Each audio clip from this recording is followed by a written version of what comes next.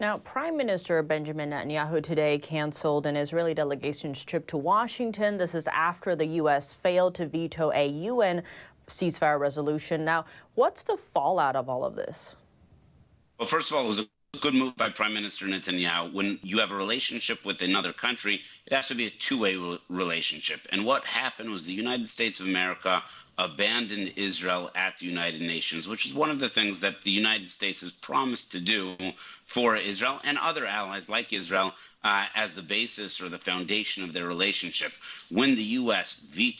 failed to veto the anti-Israel resolution at the United Nations, Bibi said, or the Prime Minister of Israel said, I'm not sending my people to come and sit with you in Washington.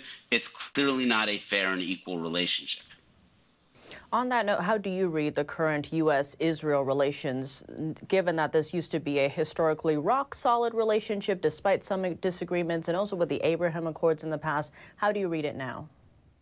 So if you remember back when President Obama was finishing his term in December of 2016, he failed to veto an anti-Israel resolution at the United Nations. Why did he wait till after the elections? Because he felt that had he failed to veto prior, that would hurt the electoral chances of the Democrats. So he waited till afterwards. In his heart, he always wanted to abandon Israel, but electorally he thought that it would weaken him.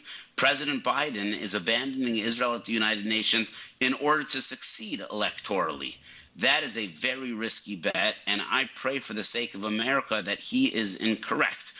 Because of that, you now have an enormous vacuum, or you have daylight, as the Democrats like to say, in between the United States of America and Israel. And you know what?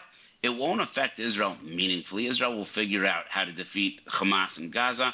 It will figure out how to defeat Hezbollah in Lebanon.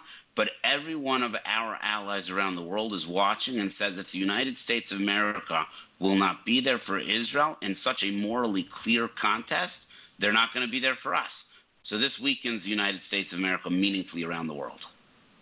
And what's likely to happen next, especially in terms of a ceasefire and hostage deal?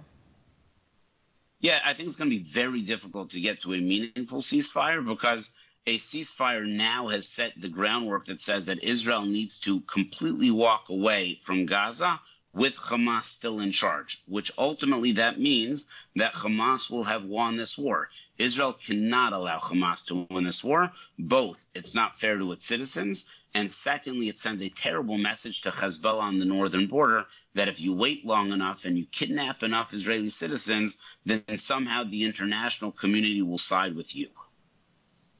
Aryeh Lightstone, thank you so much for your time. Thank you for having me.